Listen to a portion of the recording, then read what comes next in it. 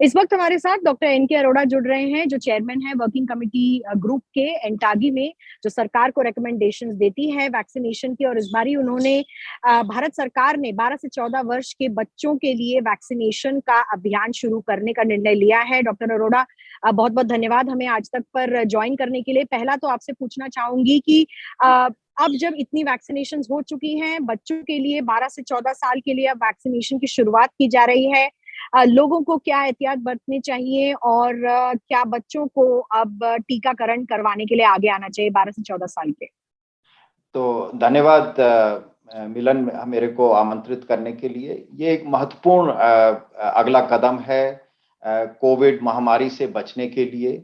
और जैसा कि आपने बताया कि 180 करोड़ से ज्यादा टीके लग चुके हैं और लगभग सारी वयस्क हमारी जो जनसंख्या है उसमें कम से कम एक टीका लग चुका है और 2 टीके 80% से ज्यादा लग चुके हैं। तो एक बहुत ही सुरक्षित आवरण बना हुआ है हमारी सारी जनसंख्या के, जिससे कि ओमिक्रॉन का विशेष प्रभाव हमें नहीं दिखाई दिया।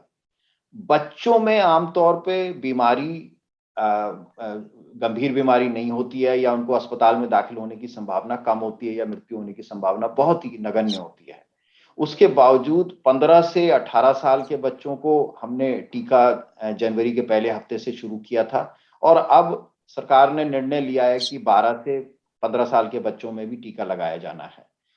क्योंकि लगभग 3 महीने पहले हम लोगों ने सरकार को ये रिकमेंडेशन दिया था कि जो बच्चे जिनमें कोमॉर्बिडिटी होती है, और कोमॉर्बिडिटीज कई तरह की हैं, जैसे मोटे बच्चे हैं जिनमें मोटापा है, जिनको डायबिटीज है, जिनको ब्रेन की बीमारियां हैं, जिसको हार्ट की बीमारी है, जिसको लिवर की बीमारी है, लंग्स की बीमारी है, इन सबको, और इसके अलावा जो कैंसर के मरीज हैं, उन बच्चों को अपनी हम उम्र बच्चों के मुकाबले 5 से 6 गुना ज्यादा संभावना होती है गंभीर बीमारी होने की या अस्पताल में दाखिल होने के लिए। लेकिन कार्यक्रम के जो एक संदर्भ होता है, उस संदर्भ में ये देखा गया है कि ऐसे बच्चों को पहचानना और उनको टीका लगाना आसान नहीं होता है। इसी वजह से 15 से 18 साल के सारे बच्चों को टीका लगाने का कार्यक्रम बनाया गया। और अभी आपने कल एक और घोषणा सुनी कि 60 साल से ऊपर हर एक व्यक्ति को प्रिकॉशन डोज दी जाएगी। वहां पर भी ये पिछले 2 महीने का अनुभव ये था कि जिनको कोमॉर्बिडिटी है, जिनको टीका लगना चाहिए, वो आगे बढ़ करके उतनी आसानी से नहीं आ पा रहे थे क्योंकि उनको पहचानने में मुश्किल हो रही है। इसलिए सभी के लिए 60 साल से ऊपर भी हर एक के लिए वो टीका कर दिया गया। तो 12 से 15 में भी सभी के लिए किया गया है। यहाँ ये जानना भी जरूरी है हमारे माता पिता को कि 10 से 15% बच्चे ऐसे होते हैं जिनको कुछ ना कुछ परेशानी या बीमारी होती है या कोमॉर्बिडिटी होती है, और इसलिए ये एक बहुत बड़ी संख्या है। और यही वजह है कि इन बच्चों को सबको कल से टीका दिया जाएगा। एक और भी चीज है कि पिछले कुछ दिनों में जो घटनाएं हुई हैं, चीन में केसेस बढ़ने लगे, डेल्टा क्रॉन नाम का कोई एक नया वेरिएंट के बारे में बात हो रही है, कुछ और वेरिएंट्स की भी बात हो रही है। तो ऐसे समय में हम सावधानी में कोई भी कमी नहीं ला सकते, लापरवाही नहीं करी जा सकती। तीसरी चीज, माता पिता को एक विश्वास भी रखना है, क्योंकि अगले हफ्ते में सब स्कूल खुल जाएंगे, तो बच्चों को स्कूल भेजने में उनके मन में कोई हिचक, कोई चिंता नहीं होनी चाहिए। और जो वैक्सीन दी जा रही है वो बहुत ही सुरक्षित वैक्सीन है और बच्चों में एंटीबॉडी बहुत अच्छी प्रोड्यूस करती हैं, इसलिए ये डिसीजन लिया गया। सर, इसका कोई कारण कि सिर्फ कोर्बेवैक्स ही अभी 12 से 14 वर्ष के बच्चों को दी जाएगी, क्योंकि कोवैक्सीन भी फिलहाल 18 से कम उम्र के बच्चों को दी जा रही थी, तो सिर्फ कोर्बेवैक्स ही फिलहाल 12 से 14 वर्ष के लिए? वो उसका कारण वो एक लॉजिस्टिक और सप्लाई से रिलेटेड है कि कोवैक्सीन इतनी सफिशिएंट क्वांटिटी में या प्रचुर मात्रा में उपलब्ध नहीं थी कि वो बच्चों के लिए भी और उसके अलावा वयस्कों में भी जो प्रिकॉशन डोज है उसके लिए कोवैक्सीन की जरूरत होती है।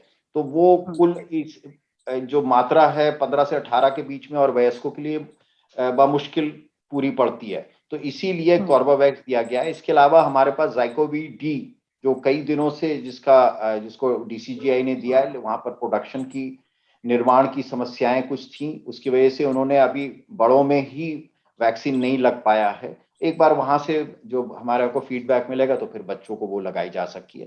तो इसका जो कॉर्बेवैक्स 12 से 15 के बीच में दी जा रही है, ये इसका एक सप्लाई और लॉजिस्टिक रिलेटेड इशू है, इसके अलावा ऐसा कोई विशेष कारण नहीं है। तो क्योंकि बात बच्चों की होती है, तो कोर्बेवैक्स का जो सेफ्टी एफिकेसी डेटा है वो अभी पब्लिक डोमेन में नहीं है। कितना वक्त लग सकता है ताकि लोग भी आश्वस्त हो जाएं कि ये वैक्सीन सेफ और एफिकेशियस है?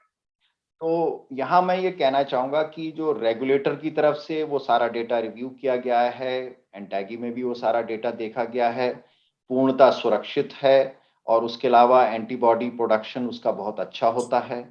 और बड़ों में भी वो डेटा देखा गया है, उसमें भी एंटीबॉडी प्रोडक्शन बहुत अच्छा है, क्योंकि आज की डेट में रेगुलर ट्रायल जैसे 20,000 25,000 लोगों में उसका पूरा प्रभाव देखना होता है, वैसा मुमकिन नहीं है, क्योंकि एथिकली पॉसिबल नहीं है, क्योंकि इतनी सारी और वैक्सीन हैं। तो आप ऐसा नहीं कर सकते किसी को वैक्सीन दें या किसी को नहीं दें, सभी को देनी होती है।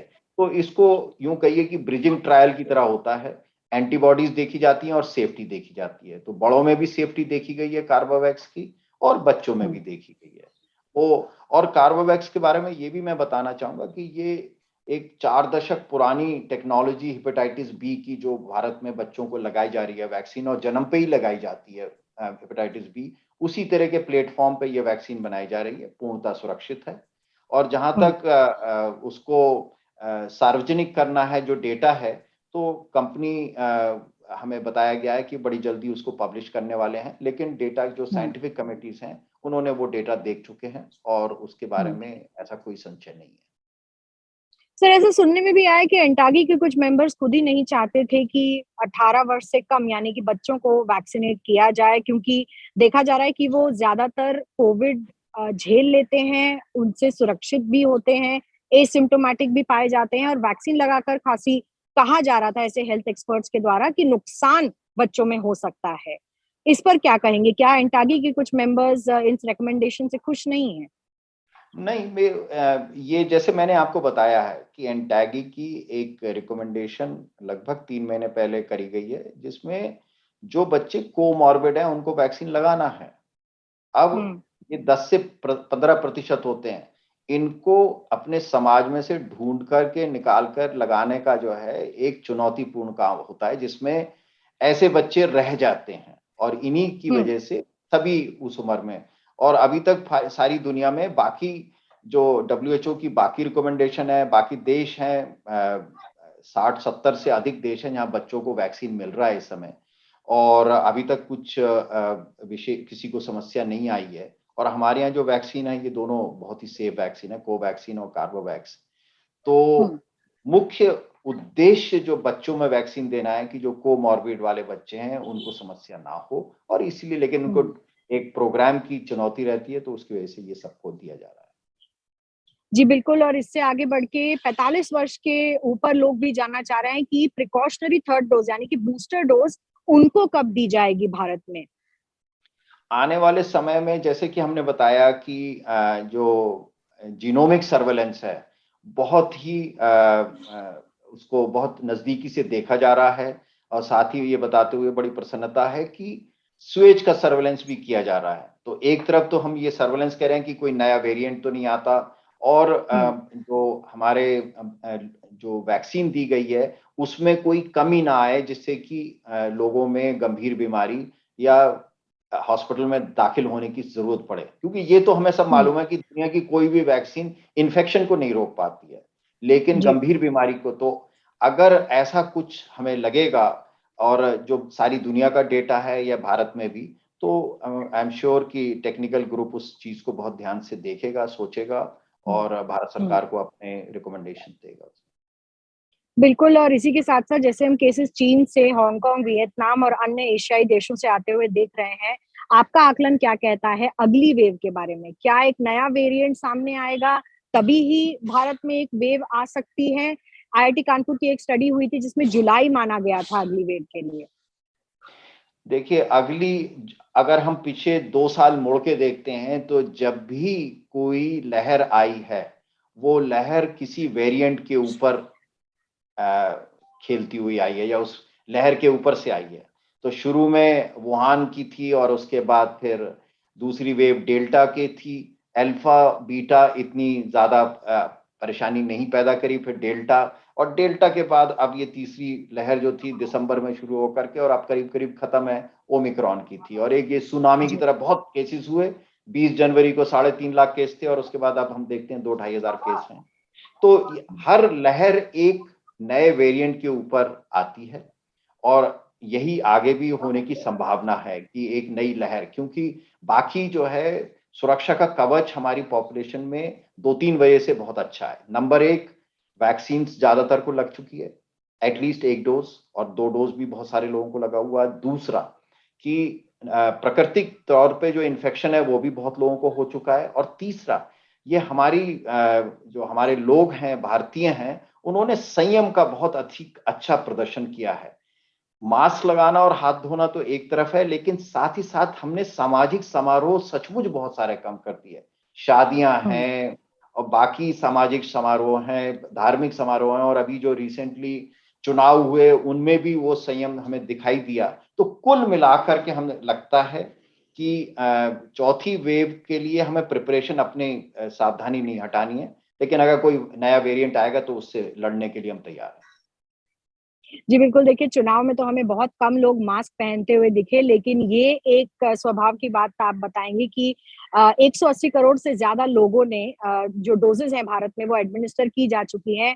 हाइब्रिड इम्यूनिटी भी बहुत लोगों में बन गई है क्योंकि हमने पहली, दूसरी, तीसरी लहरें झेली हैं। हो सकता है इस कारण भी हमारा जो इम्यून सिस्टम है बहुत अच्छी तरीके से काम कर गया है आने वाले कोविड संकट से। लेकिन संकट अभी खत्म नहीं हुआ है। डॉक्टर अरोड़ा कह रहे हैं कि अभी भी मास्क लगाना, सोशल डिस्टेंसिंग मेंटेन करना ज़रूरी है, लेकिन साथ ही साथ सरकार भी अपनी तरफ से पूरी कोशिश कर रही है। अब भारत में 12 से 14 वर्ष के बच्चों को भी टीकाकरण के अभियान में इंक्लूड किया जा रहा है और ये अपने आप में एक बहुत अच्छी बात है क्योंकि उन बच्चों को जिनको बीमारियां हैं, उनको वैक्सीन लगाने का मौका मिलेगा और कोर्बेवैक्स भारत ने डिसाइड किया है कि कोर्बेवैक्स फिलहाल दी जाएगी भारत के टीकाकरण अभियान में। डॉक्टर अरोड़ा, बहुत-बहुत धन्यवाद हमसे जुड़ने के लिए।